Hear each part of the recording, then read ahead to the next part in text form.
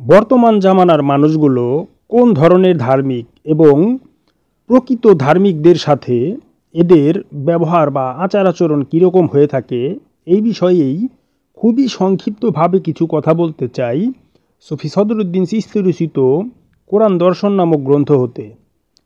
নিছক অনুষ্ঠানবাদী তথাকথিত ধার্মিকগণ মনে করে থাকে যে তারা আল্লাহ ও পরকালে বিশ্বাস স্থাপন করে সঠিকভাবেই ধর্মকর্ম পালন করে চলেছে, কিন্তু প্রকৃতপক্ষে তারা মুমিনের সাথী হয়ে মুমিনের নির্দেশ মতো ধর্মকর্ম পালন করে না। এই জন্য তাদের কোনো কর্মই আল্লাহর নিকটও গ্রহণযোগ্য হচ্ছে না। বর্তমান বিশ্ব সমাজে দেখা যাচ্ছে ধার্মিক ব্যক্তিগণের প্রায় সবাই এই জাতীয় মেকি ধার্মিক তথা অনুষ্ঠান সর্বত্র ধার্মিক। এই কারণে মুমিন ব্যক্তির নেতৃত্ব বা ইমামত সর্বত্রই অনুপস্থিত হয়ে গেছে। মুমিন ব্যক্তির নেতৃত্বে চলার মতো মানসিকতা জগতের আর কোনো মানুষের মাঝেই দেখা যাচ্ছে না।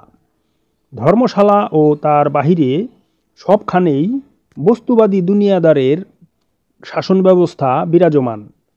মুমিন ব্যক্তি হচ্ছেন চক্ষুষ্মান, সত্যদ্রষ্টা এবং সর্ববিষয়ে সঠিক নেতৃত্ব দানের যথাযোগ্য অধিকারী।